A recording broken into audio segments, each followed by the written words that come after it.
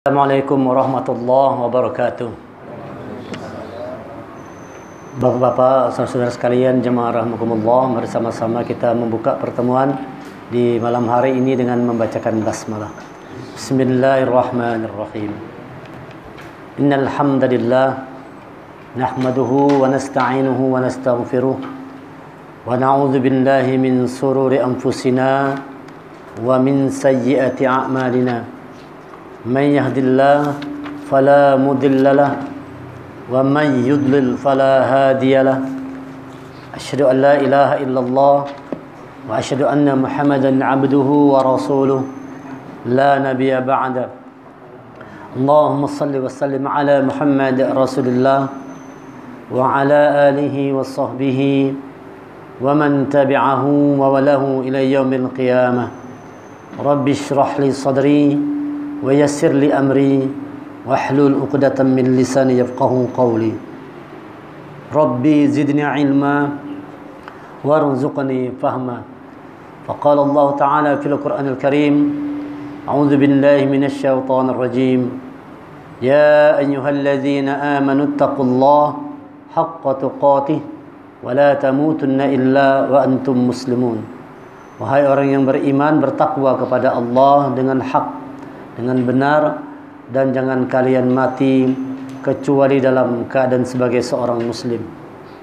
Ya ayuhan nasu taqu rabbakum alladzi khalaqakum min nafsin wahidah wa khalaqa minha zawjaha wa bassa minhuma rijalan katsiran wa nisaa'a wattaqullaha alladzi tasaaluna bihi wal arham innallaha kana 'alaikum raqiba. Ya ayuhan nasu taqu rabbakum الذي خلقكم من نفس واحدة وخلق منها زوجها وبث منهما رجالا كثيرا ونساء واتقوا الله الذي تساءلون به والأرحام إن الله كان عليكم رقيبا يا أيها الذين اتقوا الله وقولوا قولا سديدا يصلح لكم أعمالكم ويغفر لكم ذنوبكم ومن يطع الله ورسوله فقد فاز فوزا عظيما. الحمد لله. Kita bersyukur kepada Allah bahwa pada malam hari ini kita semua masih diberi Allah kesempatan, kekuatan, kesehatan, semangat untuk kita bisa hadir di setiap malam Senin ini dalam rangka sama-sama kita untuk mengkaji ayat-ayat Allah yang tentunya semua itu kita lakukan dalam rangka untuk semakin menambah iman dan takwa kita kepada Allah, menambah semakin mulianya akhlak kita semua. Mudah-mudahan akhlak kita sesuai dengan sama dengan akhlaknya Rasulullah, yaitu Al-Quranul Karim. Karena Rasulullah akhlaknya adalah Al-Quran. Kana khuluquhul Quran. Ketika sahabat bertanya dengan Siti Aisyah, bagaimana akhlak Rasulullah? Aisyah menjawab, akhlak Rasulullah adalah Al-Quran. Kana khuluquhul Quran. Maka siapa orang yang paling memahami Al-Quran dan mengamalkannya, dialah yang paling sesuai akhlaknya dengan akhlaknya Rasulullah. Nah, mudah-mudahan lewat berusaha kita untuk memahami surah demi surah, ayat demi ayat ini menambah semakin baik kualitas iman dan takwa kita kepada Allah, juga semakin menambah kualitas akhlak kita semakin sempurna, semakin mulia.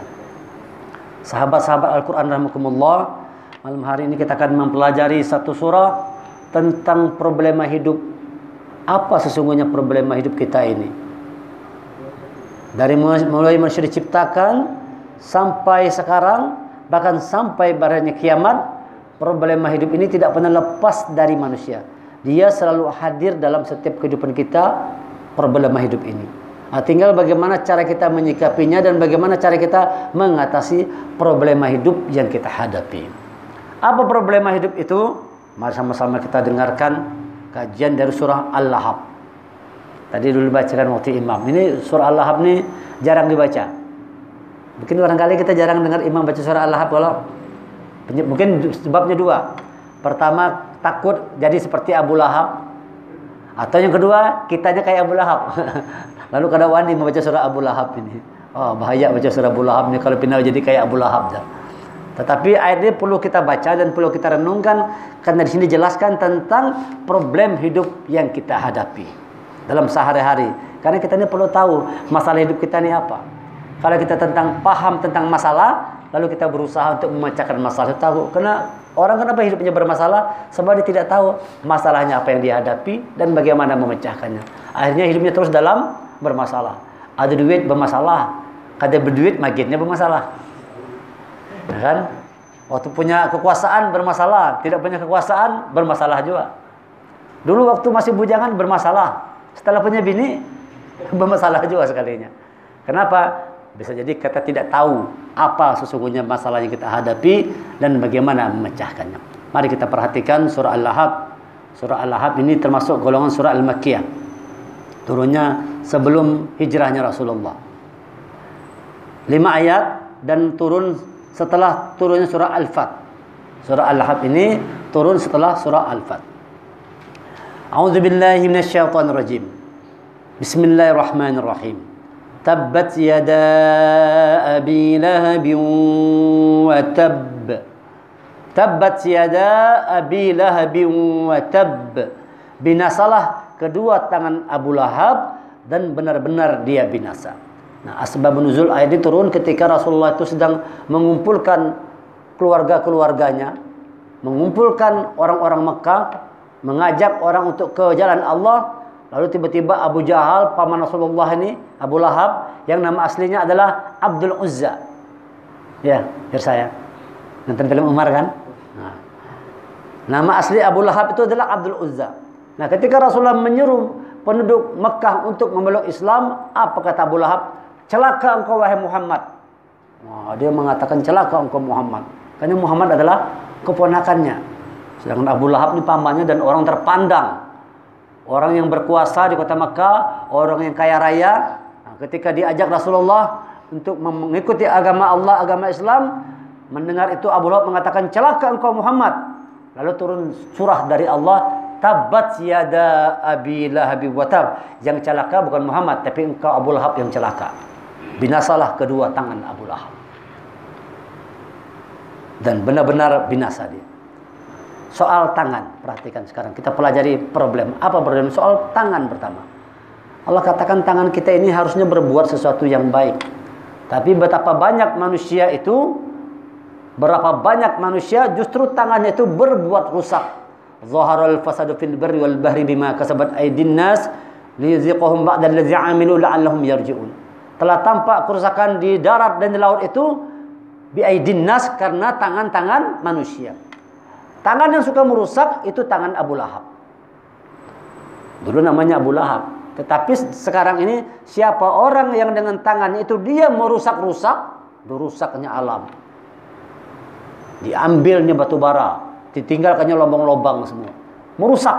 Nah, kan kita lihat sekarang kerusakan terjadi di darat rusak, di laut rusak. Orang cari ikan pakai bom, kalau habis ikan matian semua, racun laut jadi. Tercemar. Air laut tercemar, air sungai tercemar dengan limbah segala macam. Itu siapa yang merusaknya itu? Tangan-tangan manusia. Nah, Allah katakan tangan-tangan yang seperti ini, tangan-tangan yang suka merusak, itu tak ubahnya seperti tangan Abu Lahab. Orang begitu celaka dia. Nah, ini tangan merusak juga nih. Dengan tanda tangan itu, nah itu merusak juga itu. Dengan tanda tangan buat keputusan yang merugikan rakyat, hanya menguntungkan orang-orang yang kaya aja, menguntungkan cukong-cukong. Itu tangan Abu Lahab. Yang tangan membuat tanda tangan merusak-rusak itu tangan Abu Lahab. Tangan-tangan orang koruptor, nah, ya kan? Tanda tangan masuk meja dapat duit. Itu tangan Abu Lahab. Jadi Abu Lahab itu sampai sekarang terus ada. Walaupun dia zahirnya sudah mati, tapi prototipe manusia seperti Abu Lahab ini tidak pernah hilang sampai berakhirnya dunia. Akan banyak tangan-tangan manusia yang suka merusak-rusak. Namanya Abu Lahab. Dijuluki Abu Lahab, mengatakan mukanya merah kayak bara api. Enggak Abu Lahab. Nah, di bahasa Indonesia orang yang lahap tuh apa kira-kira tuh? Bah, makanya lahap benar aja. Rakus benar. Itu dari Abu Lahab itu kira-kira orang Banjar tuh. Menjadi bahasa Indonesia kalau melahap benar makan jar. Nah, itu biasanya Abu Lahab itu diambil kata-kata Abu Lahab, lalu timbullah zat kelahapan di dalam diri manusia itu yang rakus terhadap makan itu. Urusan perut. Masalah kita yang pertama itu adalah masalah perut kita ini. Yang membuat rusak alam semesta ini karena urusan perut manusia. Kenapa orang merusak hutan itu? Karena urusan perutnya. Pusat ke bawah. Inilah problem hidup kita nih. Pertama urusan perut loh. Orang tua Abu itu bapak. Memang Abu ini adalah yang keluar rumah. Harusnya orang tua itu keluar rumah mencari makan yang halal, ya kan? Mencari itu yang secukupnya harusnya. Mencari itu yang secukupnya. Tapi betapa banyak orang tua yang dia dengan lahapnya mencari harta benda, rakus seraka, menghalalkan segala macam cara untuk mengejar kekayaan karena pengaruh perutnya tadi. Muncul sifat keserakahan seperti Abu Lahab. Banyak nak manusia begitu tuh. Mulai dari pagi keluar rumah, baru cari duit, terus sholat kada, mengaji kada, itu tak ubahnya sama seperti Abu Lahab. Kalau ada orang-orang yang haur mencari duit terus, kalau haur mencari duit aja, bisnis terus, sholat kada, mengaji kada, nah, itu sama ya Abu Lahab juga ngarannya. Nah, kita jangan seperti Abu Lahab ini. Yang begitu-gitu jauh dari petunjuk Allah, orang-orang yang serakah. Bahkan kadang-kadang ada orang yang menggunakan dalil-dalil ayat-ayat Allah ini juga untuk mendapatkan harta benda dunia. Kan banyak kalau kan lagi viral tuh di TV tuh. Bukan itu nah, bersalaman ada amplop orang kalinya. Amplopnya Pak Kiai ini. Ambil juga sekalinya. Dikasih amplop. Ya mudah-mudahan enggak ada masalah kan amplopnya. Apa saja. Nah, itu jadi hati-hati dengan tangan ini harusnya kita berkarya, tapi jangan sampai tangan kita ini merusak-rusak. Tangan kita ini bahaya ini. Nih, rusak. Mengambil berlebihan itu merusak. Apabila dalam diri manusia sudah tumbuh sifat lahap, dia pasti merusak. Sebagaimana Abu Lahab ini. Maka kalau katakan celaka tangan yang seperti itu. Yang dia gunakan tangannya untuk meraup dunia, meraih untung sebanyak-banyaknya, tidak peduli dengan orang lain, muncul rakus, serakah, lahapnya luar biasa, dan tidak mau berbagi kepada sesama, maka saat itu dia sudah menjadi seperti Abu Lahab. Tabbat yada Abi Lahabi wa tab. Masuk 40 Hijriah, hijrah kita. Jangan lagi jadi Abu Lahab. Nah, kalau atau jadi Abu apa tuh yang di TV itu yang mauk benar tuh Abu satu tuh. Kalau ada Abu yang bikin mauk benar kalau ada kata-katanya ada tuh. Kalau siapa yang ngarannya tuh. Nah, itu kadang-kadang banyak yang dicari gitu, ya kan. Hati-hati jadi yang pakai abu-abu nih hati-hati kalau namanya abu gosok kena jadi. Tabat siada. Ini pertama bahwa persoalan hidup manusia itu adalah tangannya. Ayat keduanya ma aghna anhu maluhu wa ma kasab. Tidak berguna baginya hartanya dan apa yang dia usahakan. Padahal Abu Lahab tidak guna punya harta banyak-banyak itu. Hati-hati, orang kaya lambat masuk surga. Jadi kalau kita ini menjadi orang yang pas-pasan aja, jangan sedih, kita bersyukur, cepat masuk surganya. Dihisap kada punya harta nanti mati, cepat masuk surganya. Orang sugih lama hisapnya panjang. Ditanya tuh harta dari mana dapatnya? Kemana dapat? Bagaimana mendapatkannya? Kemana menghabiskannya? Panjang tuh.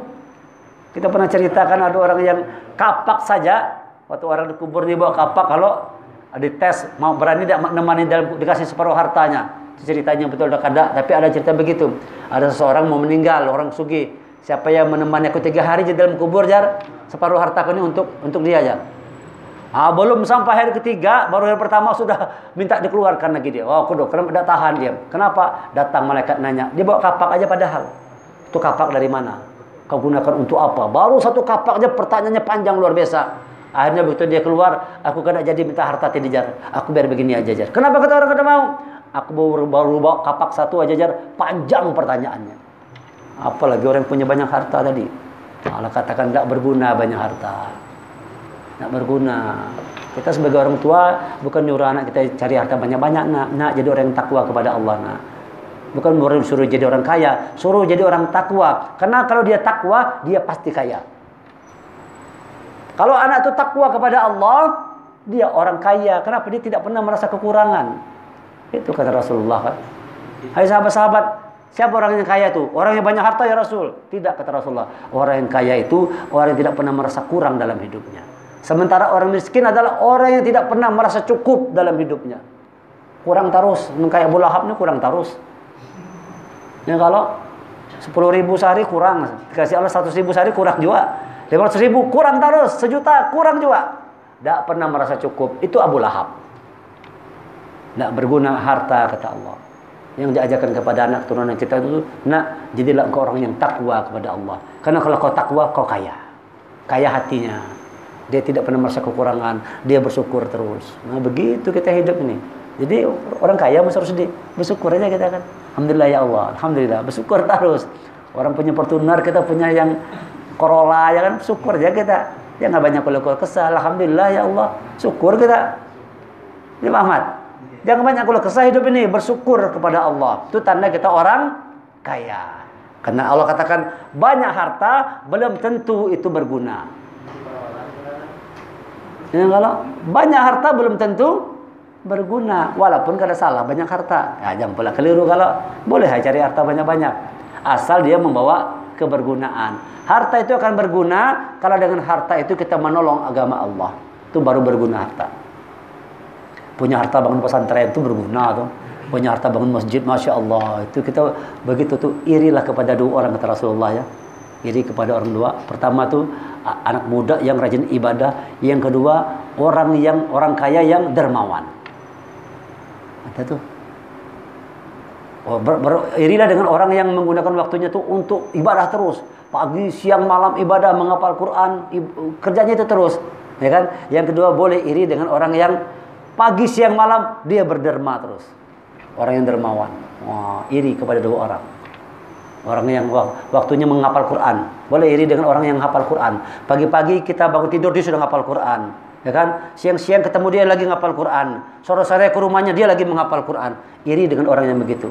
Yang menggunakan waktunya itu untuk mendekatkan dirinya kepada Allah. Dia gunakan waktunya untuk hafal Quran. Yang kedua, dengan orang kaya yang dermawan. Iri kita. Kenapa dia itu dermawan benar? Sugih dermawan. Semakin dia dermawan, semakin habis hartanya. Nambah terus. Kisah sahabat-sahabat Rasulullah. Nah, jadi silakan aja kita jadi orang sugih. Asal dengan kekayaan itu menambah kita untuk bertakwa kepada Allah. Tetapi kalau kaya hanya seperti Abu Lahab ini, tak berguna harta, kata Allah. Ma'aghna anhu maluhu wa ma kasab. Tidak berguna harta dan tidak berguna apa yang diusahakan. Kasabah itu adalah usaha kita untuk mencari kebutuhan dunia, itu namanya kasabah. Kasab. Nah, jadi kasab ini adalah kasabahnya adalah usaha-usaha kita dalam rangka untuk mencari dunia. Itu Allah tidak lihat itu. Bagus yang orang kafir kan mencari dunia juga. Pagi, siang, malam cari duit aja, itu tidak ada guna yang usaha seperti itu. Yang kalau lihat ada tidak usaha amal.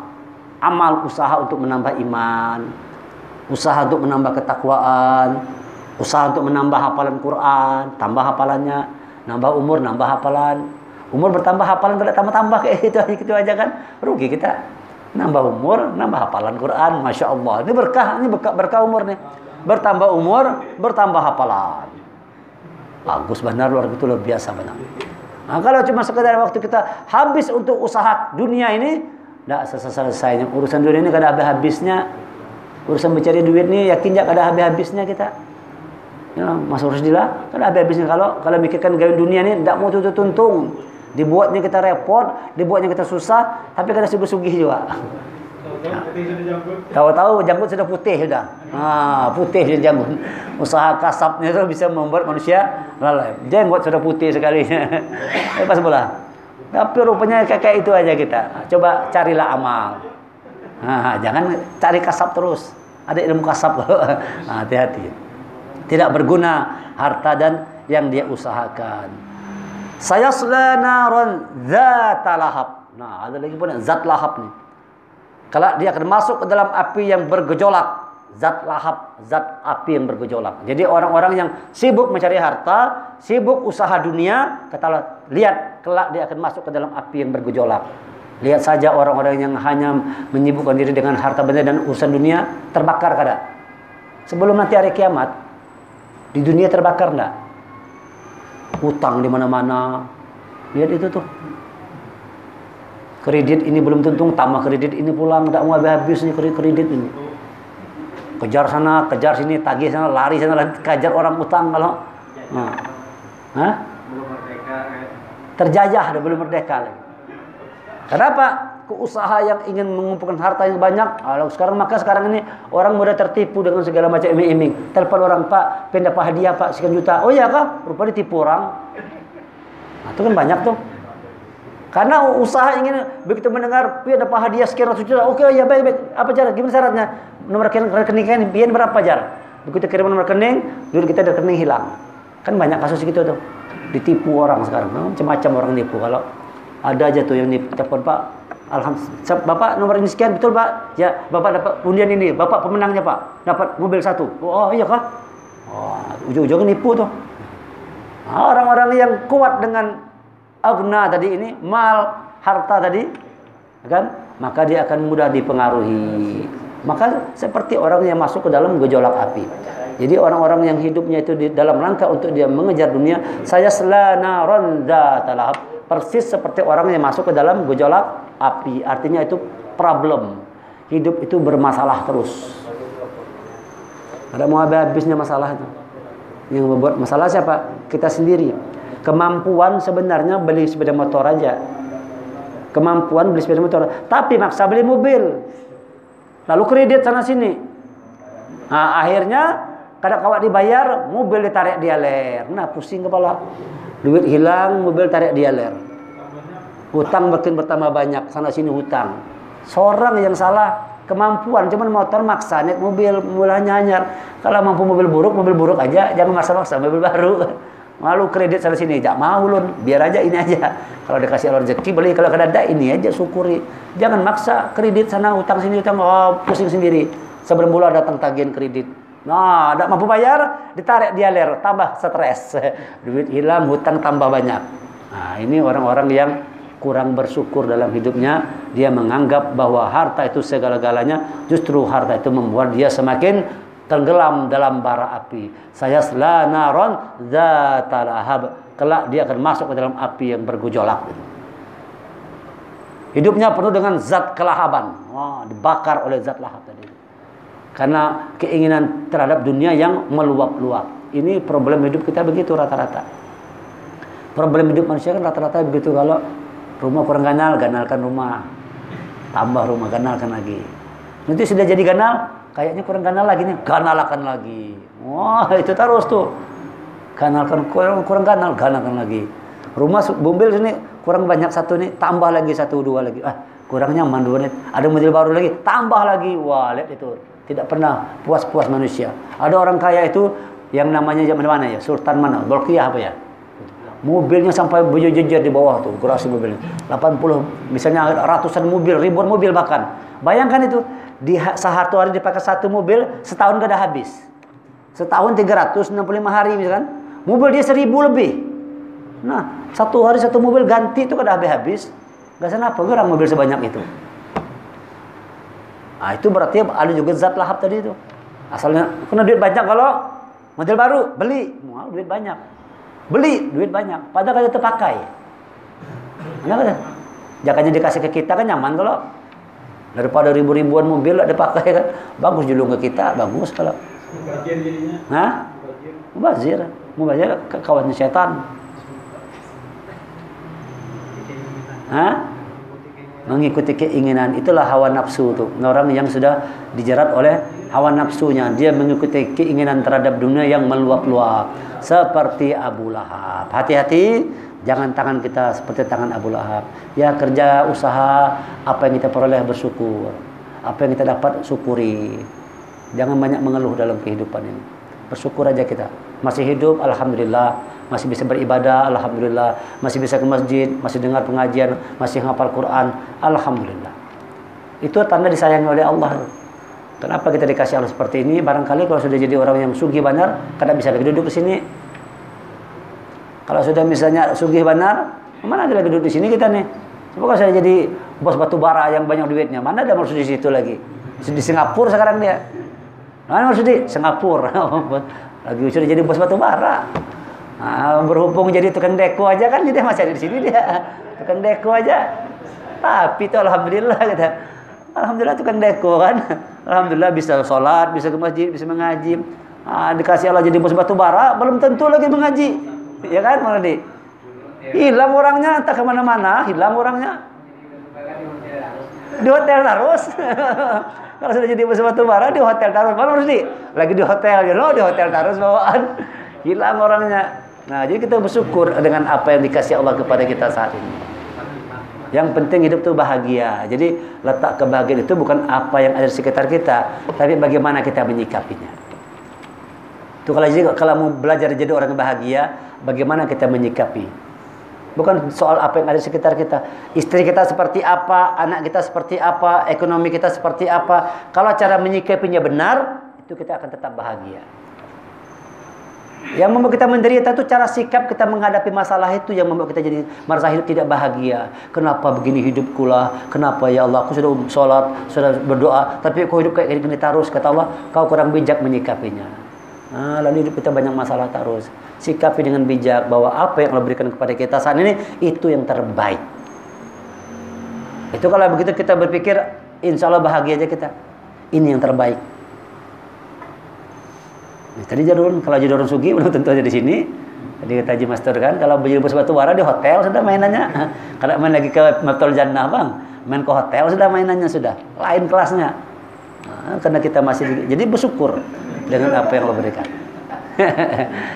Lain sudah berubah kelasnya. Saya selanaron zatalah. Kelak mereka akan dimasukkan ke dalam api yang bergejolak. Artinya nanti di akhirat dia masuk neraka, tapi di dunia hidupnya seperti di dalam bara api. Sering kita dengar kata-kata itu, hidup seperti di dalam bara api. Dalam rumah seperti bara api, rumah itu kayak neraka aja rumah kita. Berkelahi terus laki bini, kalau anak orang tua berkelahi terus, anak narkoba. Walaupun rumah kita mewah, seperti milik punya rumah Abu Lahab ini, rumah mewah, mobil mewah, uang banyak kan, tapi di rumah tidak ada ketentraman tuh. Kenapa? Bara api semua isinya. Karena semua adalah orang istilah sekarang tuh hot money, uang panas. Maka namanya kadang-kadang namanya uang dingin, kalau yang ada uang panas. Nah, karena uang itu membakar, maka namanya uang panas. Karena waktu uang itu membakar, hancur rumah tangga. Berapa banyak orang-orang yang kaya raya, rumah tangganya hancur, berantakan rumah tangganya. Kenapa? Di dalam rumah tangga itu tidak ada lagi keteduhan, dingin tuh, yang ada bara api semua tuh. Kenapa? Orientasinya duit semua. Laki sibuk cari duit, bini sibuk cari duit, anak cari duit, dia tuh hancur rumah tangga. Entah di mana suami, entah di mana istri, entah di mana anak. Suami pergi ke luar negeri, wah terbang sana. Istri sibuk arisan, anak narkoba. Di klub-klub malam anak narkoba. Itu banyak kehidupan yang seperti itu sekarang tuh, glamor seperti itu. Yang tampak hebat padahal hancur rumah tangga itu. Tidak ada iman di dalam itu. Nah, kita mau enggak seperti itu? Nauzubillah. Jauhkan. Jadi kalau kita punya anak yang soleh, masya Allah, itulah kekayaan. Punya anak yang soleh, punya anak yang takwa, punya anak yang ngapal Quran, masya Allah, itulah kekayaan. Itu yang kita minta. Kita bukan minta duit banyak-banyak. Jadikan anak orang yang takwa kepadamu ya Allah. Jadikan anak soleh, jadikan anak hafal Quran, jadikan pemimpin orang bertakwa. Itu yang kita utamakan. Bukan minta dia jadi orang sugih. Karena kekayaan belum tentu membuat dia bahagia. Tapi kalau dia bertakwa kepada Allah, pasti bahagia. Bertakwalah kepada Allah. Syukurlah dengan apa yang Allah berikan kepada kita saat ini. Nah, jangan biarkan diri kita masuk dalam gejolak bara api. Kenapa? Kesibukan kita mencari kehidupan dunia. Ma aghna anhu maluhu wa ma kasab. Tidak berguna hartamu dan tidak berguna usaha-usaha kau untuk mengejar dunia. Usaha itu tidak dilihat oleh Allah sama sekali. Tapi usaha-usaha kita dalam rangka untuk bertakwa kepada Allah, itu yang Allah lihat, itu yang Allah perhatikan. Ayat yang berikutnya keempat. Wa imra'atuhu hammalatal hatab. Dan begitu pula istrinya pembawa kayu bakar. Nah, sama persis. Abu Lahab sama bininya nih dua pasangan sejoli, sama-sama kelakuannya. Sama-sama bejat kelakuannya. Nah, kalau yang laki sibuk cari harta, yang bini pembawa kayu bakar. Nah, kalau dibakarnya, cari duit lagi. Itu bini Abu Lahab itu tuh gawin itu. Ayo bang, cari duit terus bang.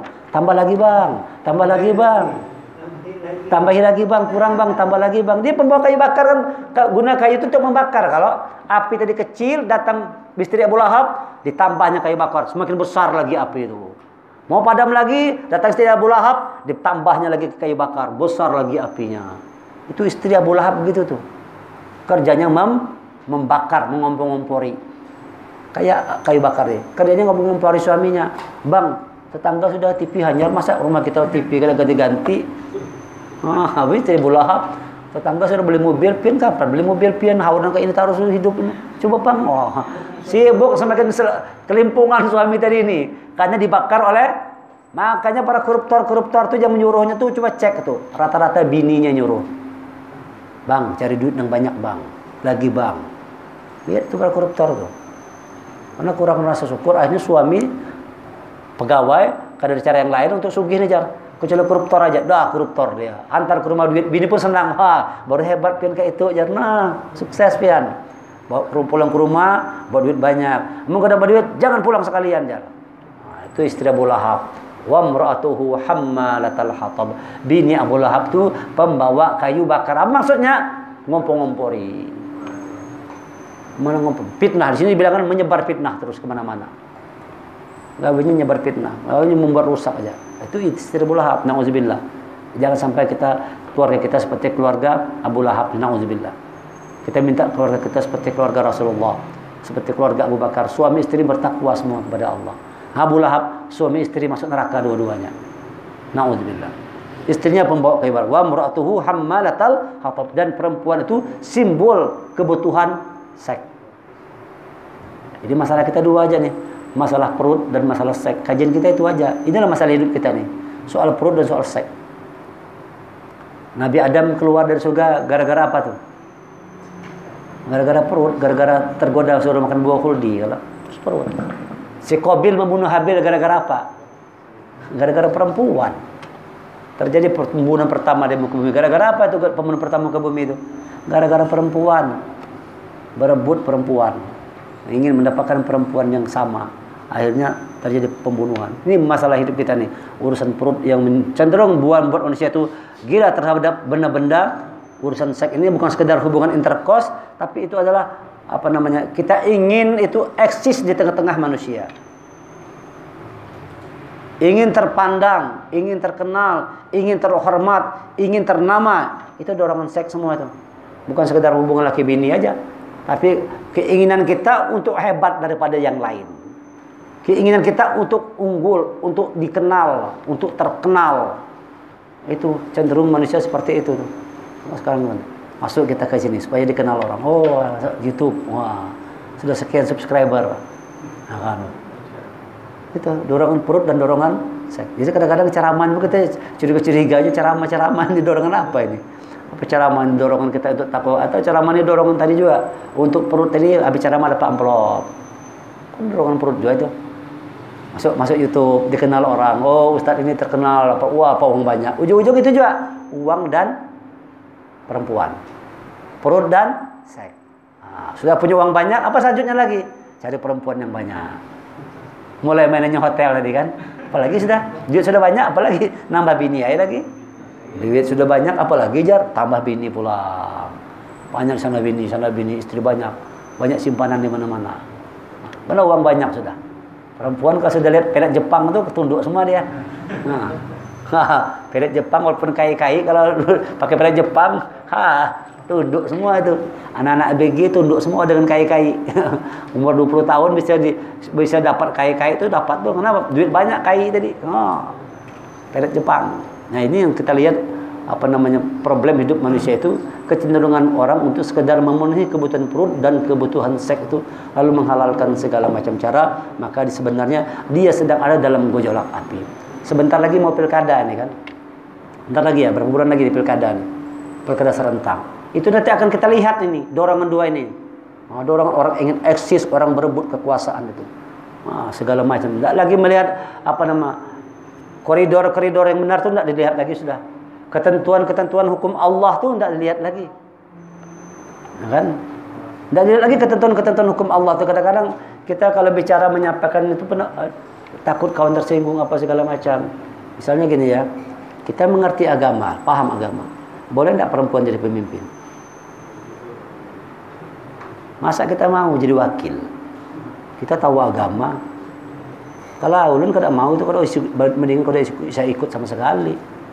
Harusnya kita lah jadi kalaupun perempuan tadi dia jadi wakilnya, kita jadi ketuanya, jadi walinya, bukan jadi wakilnya. Kita mengerti agama. Itu fenomena hidup. Tapi kan dorongan tadi itu, ini dorongannya apa? Nah, harus kita paham. Dulu kan pernah terjadi kan gitu kan, presidennya perempuan, wakilnya laki-laki. Walaupun berbagai macam alasan kan bisa aja kan, daripada ini rusak menjaga ini, tetap dalam pandang kita itu kurang tepat seperti itu. Ya. Kurang tepat seperti itu. Ya kan? Harusnya tetap lah. Harus tetap itu laki-laki itu. Nah, itu bagaimana tuh? Hukum-hukum Allah harusnya tidak boleh. Ar-rijalu qawwamuna 'alan nisa. Laki-laki itu pemimpin perempuan. Quran kata laki-laki pemimpin perempuan. Jangan sampai perempuan mimpin laki-laki. Hancur negara itu karena perempuan mimpin. Rusak. Kalau sudah perempuan yang mengendalikan negara ini, hancur. Karena perempuan itu makhluk hawa, itu kuat alam rasa. Alam rasa kuat. Mana bisa merusak. Fi jidha hablum mim masad. Fi jidha hablum mim masad. Dan begitu pula istrinya pembawa bahan kue bakar. Di lehernya ada tali dari sabut yang dipintal. Orang kalau sudah mengejar dunia, leher itu seperti tercekik. Di lehernya ada tali sabut yang dipintal. Masad sudah, kusut sudah. Tali mencekik lehernya. Seperti orang yang sudah mengebegap, mau mati sudah. Tampaknya dia hidup tapi sebenarnya sudah mati. Seperti itulah keadaan orang yang mengejar kehidupan dunia, mengejar kebutuhan perut dan seks. Maka jangan jadi seperti tangan Abu Lahab, jadi seperti tangan Allah. Yadullah fawqa aydihim. Dalam surah Al-Fat surah 48 ayat 10 dikatakan yadullah fawqa aydihim. Tangan Allah ada di atas tangan mereka. Apa maksud tangan Allah itu? Sifat Allah. Ini untuk mengantisipasi supaya jangan jadi orang yang lahap, jadilah tangan Allah. Apa tangan Allah? Nih, tangan Allah. Suka memberi. Abu Lahab kan sukanya ngambil-ngambil terus, numpuk-numpuk, tapi orang beriman sukanya memberi. Dapat harta dia memberi, dapat ilmu dia memberi. Hidupnya berbagi terus sama orang lain. Mau berbagi, ya kan? Kalau kita dalam hitung-hitung matematika, kalau menambah mudah kada? Mudah kan? Hitung-hitung itu kalau mengali masih mudah. Tapi kalau membagi, ini susah nih. Bagi 5 bagi 2. Susah sudah kita mikir berapa nih. Tapi kalau 5 kali 2, 10. 5 tambah 2, 7. Cepat. Coba 5 bagi 2. Yang sulit itu kan membagi dan mengurang. Yang paling minta mengurangi, orang potong-potong terus ya. Itu ada orang bilang gitu. Mengali bisa, membagi bisa, mengurang bisa. Membagi susah. Menambah mudah, mengurang mudah, ya kan? Mengali mudah, membagi susah untuk mau berbagi. Jadi supaya jangan terkena virus zat lahap ini, jadilah seperti tangan Allah yang suka dan memberi, Rahman Rahim. Dengan kerahmanan, dengan kerahiman hidupnya untuk memberi terus. Hidupnya dalam rangka untuk berbuat amal kebaikan. Nah, itulah orang-orang yang bertakwa kepada Allah. Mudah-mudahan kita dijauhkan dari zat lahap ini dan mudah-mudahan kita menjadi orang-orang yang bersama dengan tangannya Allah. Artinya tangan kita jauh dari kesalahan terhadap dunia, yang ada tangan kita mengisi hidup ini selalu untuk memberi. Selagi punya kesempatan untuk memberi, berikan yang terbaik untuk orang lain. Berikan yang terbaik untuk agama Allah ini. Insya Allah kita akan menjadi orang yang menang dalam kehidupan dunia dan akhirat selama jiwa kita itu selalu suka memberi. Supaya jangan lahap, berikutnya apa lagi? Banyak berpuasa. Karena masalahnya masalah perut, maka antisipasi dengan banyak berpuasa. Besok hari Senin, puasa Senin. Hari Selasa, Rabu, Kamis, Yaumul Bid, puasa. Bisa kita puasa 4 hari berturut-turut. Badan jadi sehat, zat-zat kelahapan dapat diantisipasi. Nah, mudah-mudahan kita bisa mengamalkan di bulan Muharram ini untuk memperbanyak berpuasa. Ayo besok berpuasa, ayo Selasa, Rabu, Kamis, Yaumul Bid. Nah, mudah-mudahan kita dikuatkan oleh Allah. Kita tutup sama-sama dengan membacakan hamdalah. Alhamdulillahirabbil alamin wal afu minkum. Assalamualaikum warahmatullahi wabarakatuh.